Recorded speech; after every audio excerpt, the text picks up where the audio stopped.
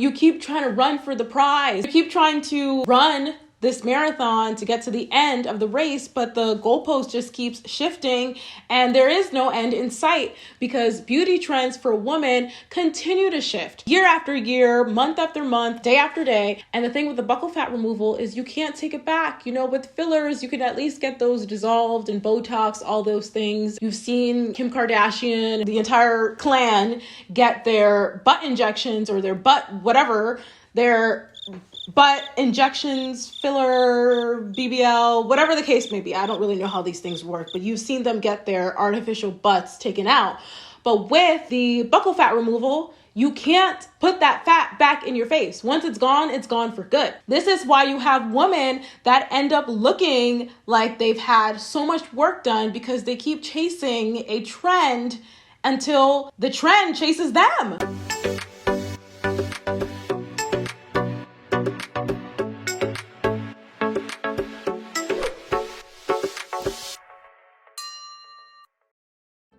Hello everyone and welcome back to my channel. If this is the first time that you're seeing my face, my name is Ashley Viola and I make videos about pop culture analysis and just current events and social issues of all sorts. So today I want to talk to you all about a surgery that is currently making its waves all over social media. I don't know how much time you spend on social media, but if you're anything like me, you've probably heard about the buccal fat removal surgery. Now, buccal fat specifically refers to the natural fat tissues in the mid and lower face.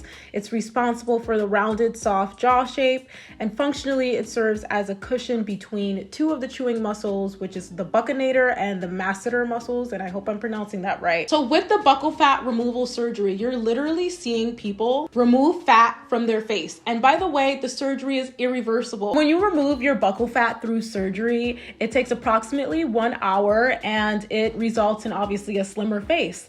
And a surgeon creates a small incision inside the cheek below the saliva duct for the buccal fat pad to gently be teased out into the mouth, which a surgeon described to USA Today. Once you sever that nerve and once you take that fat out, it's completely irreversible. It's just yet another trend on the long list of trends. I mean, in 2022, we saw the rise of the BBLs, filler, Botox. There was a litany of plastic surgery trends that you saw surge in 2022. I feel like I'm losing my mind. Is everybody in the world blind? Please, Lord, give me a sign, a sign. I feel like I'm losing my mind. Is everybody in the world blind?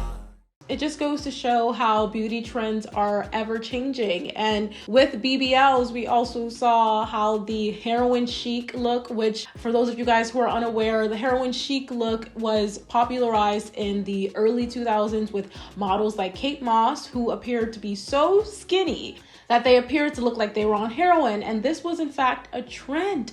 And now you're seeing with the weight loss of the Kardashians that people are now returning to this heroin chic aesthetic. And I think that there is a direct correlation with that and the buccal fat removal surgery surge that we're seeing. So recently, the actress Lea Michelle debuted a seemingly new face, and social media users then started to speculate about her having the buccal fat removal surgery. Chrissy Teigen actually admitted to having the buccal fat removal surgery. And we also had Demi Moore, who famously popped up at a runway show with what appeared to also be buccal fat removal surgery. And it's also been speculated that Bella Hadid, Zoe Kravitz, Angelina Jolie, and many more have been rumored to have this surgery as well. What I want to talk about today is a couple of different things. I want to talk about the ever-changing beauty trends, and I also want to talk about the reason why. It would be really easy for me to just simply leave it at saying that celebrities are setting this really unrealistic beauty standard, which is true, but I think it goes a lot deeper than that, and I want to talk to you guys about that today. And I also want to discuss how the buccal fat removal surgery actually has quite a few risks and ultimately is a horrible idea. I think a lot of times we talk about these issues like they happen in a vacuum, right? These surgeries, though, don't happen in a vacuum. Whether it's the buccal fat removal or the BBL, the hip dip surgery, or Botox, filler, all the things. I think sometimes it's easy to look at people who have plastic surgery and be super judgy and be like, oh, this person's really shallow and superficial and all the things, which probably a lot of times is true. We see a lot of people who are very narcissistic and very vain who seek to get plastic surgery, but it's also a larger societal issue. When you're chasing after a beauty trend because buccal fat removal is like what's in right now, in 20 years from now, in 10 years from now, hell, in 1 year from now, because these beauty trend cycles are so short, in a year from now, you're gonna see that there's a different trend in. And when you're chasing trends, like I said, with the BBLs, we saw the rise of the BBLs, and now we're seeing the rise of the thin heroin chic look again. When we see that shift, it's like, oh, you have permanently severed this nerve in your face, and you have permanently done this to your face, and you can never take it back. Ever. All because you were chasing a trend. So what does that mean when the trend changes?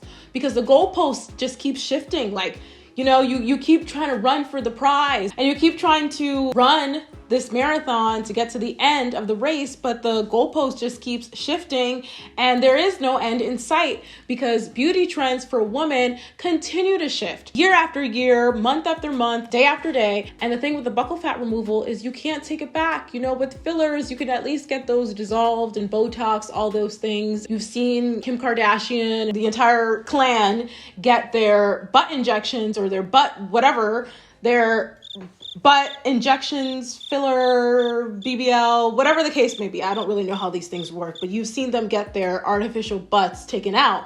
But with the buccal fat removal, you can't put that fat back in your face. Once it's gone for good. And the problem with that is as you age, your skin then starts to sag and you start losing bone density. As you've seen with many elderly people, they have very thin faces because you lose density in your bones and in your skin. It loses its elasticity. So when you already have that buccal fat gone, coupled with you aging as one naturally will do, it will have you looking like you're 80 when really you're 60. And there's a lot of surgeons who have opted to say that they're not even going to perform the surgery on anyone because of this reason. And you're seeing young girls rushing to get this surgery and it's aging them, and they're trying to chase a beauty ideal, but it's really doing the opposite because it's aging them. Not to say that people who are older are not beautiful. Obviously, we know that we associate youth with beauty, and it's a little bit counterproductive to be getting this surgery done only to make yourself look older and age in a faster pace. As I said earlier,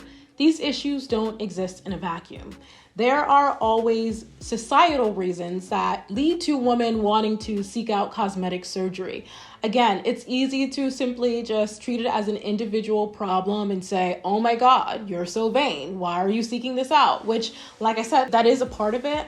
But I think a lot of it stems from insecurity. Where does insecurity come from? With the buccal fat removal surgery, you're seeing an intersection of both anti-fatness as well as the politics of desirability, which those two concepts are inextricably linked. And I've made several videos and I have playlists of all of my videos where I discuss diet culture and anti-fatness. And I also have a video in which I discuss pretty privilege and the politics of desirability. But you see, with any proximity to fatness that someone might have, right, is considered to be undesirable. So even when we're talking about the most minuscule amount of fat, the baby fat that exists in our cute little cheeks, even that is seen as unattractive to people, that they're going so far as to permanently get that fat removed from their skin, from their face.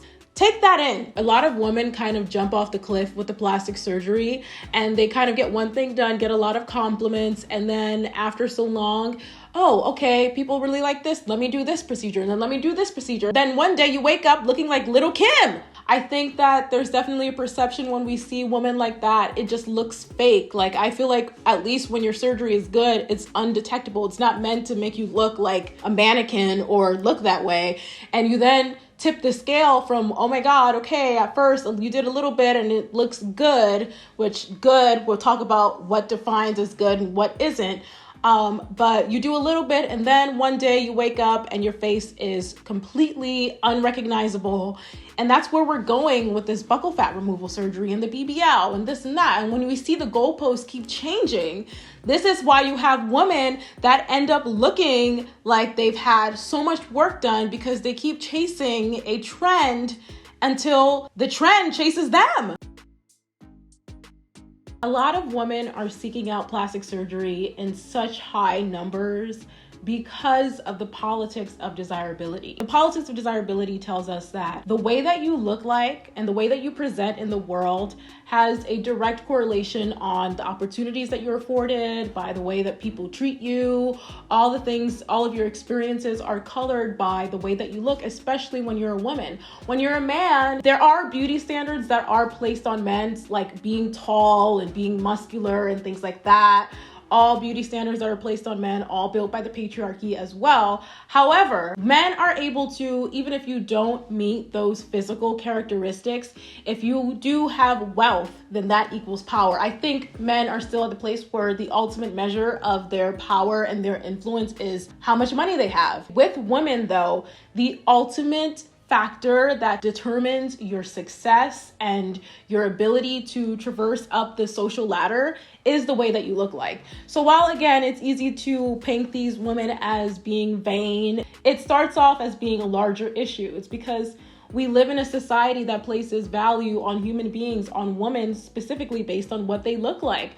So that's why you're seeing women get this plastic surgery in such high numbers. It's not just a matter of vanity, because society is placing value on women based on what they look like. In order to get young girls and women to stop getting plastic surgery in such high numbers, we have to speak to the root of the problem instead of treating it as an individual issue. I think we have to talk about it as a societal issue where women are literally trying to survive. Women are literally trying to survive. Like, the way that you look can determine the quality of your life, the home that you live in, the jobs that you get offered. Studies have shown, and I talked about this in my Pretty Privileged video, definitely, again, highly recommend for you to see that. People are not even gonna hire you for a job if you don't look the part. You can't even get work if you don't look the part. People are not interested in dating you if you don't look the part. You know, people are not interested in interacting with you, befriending you if you don't look the part these days. This is stuff that has been proven by psychological studies that experts have been conducting for the better part of 40, 50 years, because we're seeing that it's not about the individual surgeries, because the surgeries are changing with time and the beauty ideals are changing with time. But what stays the same is women and their looks is the ultimate deciding factor on one's quality of life, and that needs to change. And there's a phenomenon known as the halo effect, which basically says that people are treated a particular way and people are seen as either good or bad based on their proximity to beauty, right? So good is when you have these ideals such as being thin and being fair-skinned, being able-bodied, whatever the case may be. The closer you are to those ideals, the better that people are going to treat you and people are going to associate you with being a good person. And when we think particularly of high cheekbones, I even did some additional research to find out, what do high cheekbones and defined cheekbones represent from a scientific perspective? The growth of the cheekbone is directly tied to our growth as humans into sexual maturity. Dove Cameron, who I believe she was a Disney Channel star to begin with, and then now she also has allegedly had that buccal fat removal surgery. So I think a lot of these artists or actresses or whatever the case may be, a lot of these entertainers, in order to show that they're now mature and they're not a little girl anymore, it's like, cheekbones snatched. I made a video about Chloe Bailey, who is a singer, and just the pressure to be hypersexual as a Black woman, particularly in music. And I mentioned in that video that being grown is always associated with being sexual. Like, that's why you see the good girl gone bad trope, right? Where we see these Disney Channel stars or Nickelodeon stars who start off as being really innocent, make this transition to being really hypersexual when they want to indicate their maturity. And my question is always, why does being grown have to indicate being hypersexual? I don't think that being grown is marked by having lots of sex. I think being grown is a lot more than what your body parts can do. And they go on on to say that big cheekbones are a direct sign that a woman is an adult and capable of producing kids. This makes sense if you think about the transition from fat, round, childlike faces to the more elongated facial structure of puberty and adulthood. So a 2014 study by NYU scientists found that, oddly enough, we subconsciously associate high cheekbones with trustworthiness. The scientists showed a series of photographs to test subjects, at first long enough for them to consciously say what they thought this person was like, then for a period of milliseconds, far too short for any conscious thought to form, but the brain came to the same conclusions the second time. High cheekbones mean a trustworthy person, or at least our brains assume so. Studies like this really do drive home the fact that, again, these decisions are not made in a vacuum. These decisions are made when people are inhabiting a society that is constantly telling them that their face and their bodies are all that they can derive their value from. But when we see the rise of social media and we see these young girls who are living their whole lives based on whatever trend is on social media, we have to think about how we can make the world better for those girls. It's so much easier to be a follower than to be a leader. Like, it's so much easier to go with the crowd than to form your own individual thoughts. Like, especially like when you're in high school and you're a teenager. Like, I distinctively remember, like, as a teenager, I was not the girl that followed the trends. And it was something that I was othered for. And people fear being an other so much so that they're going above and beyond to fit whatever the trend is at that moment, rather than forming their own individual thoughts. So I think the first step in allowing young girls to see that there is beauty in not permanently altering their face, it's to create a society where individuality is encouraged and it's not stigmatized. You know what I'm saying? I think it's to create a society where people are not chasing a trend. They're chasing what makes them happy and what makes them feel fulfilled. You know what I'm saying? And I think we also need to create a culture where women are not being measured solely based on what they look like. We need to allow women to exist as full, whole human beings that are more than just their exterior appearance. And I think most importantly, we need to abolish stan culture and the parasocial relationships that we have with celebrities. We, from such a young age, we are spoon-fed this idea that celebrities are the trendsetters and we all need to follow what celebrities are doing. And we need to look like a celebrity. We need to dress like a celebrity. We need to be like a celebrity. Like, everyone is chasing that. And no one is realizing that celebrities, for all the plastic surgery that they have, are so much more miserable than us normal people. So much more miserable. They may look the part in some way, shape, or form, but do they feel the part? That's the question, right?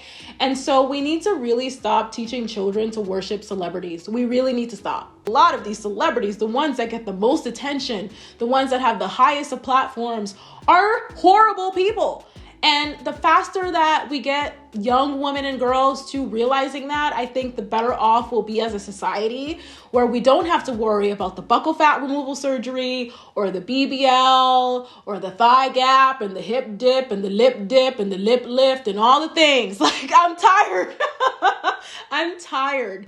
I am so tired of there being so many new trends to make women feel insecure about their natural faces and bodies. I definitely just want that for young girls. I just want them to live in a society where we can just be liberated from all of the pressures to look a certain way. In conclusion, I just want to say, most of us will never even have access to having buccal fat removal surgery or whatever the surgery of the moment that's trending is. Most people will never even have access to that. And so as long as we continue to keep glamorizing these identities and glamorizing these aesthetics, we're going to have young girls feeling insecure about their faces and bodies, and it's making the world sicker.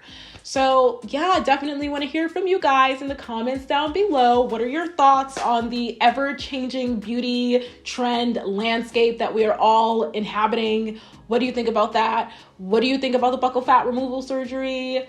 Have you considered getting it? Hopefully this video made you not want to get it anymore, because you will regret it. Chances are. But I'm not here to tell anybody what to do with their lives. I'm just here to give you my thoughts and opinions. What I will tell you about what to do with your life, however, is to subscribe to my channel if you want more content like this. Hello. So highly recommend, if you like this video, give it a thumbs up. And if you really liked it and you want more content like this, then definitely take a moment to subscribe.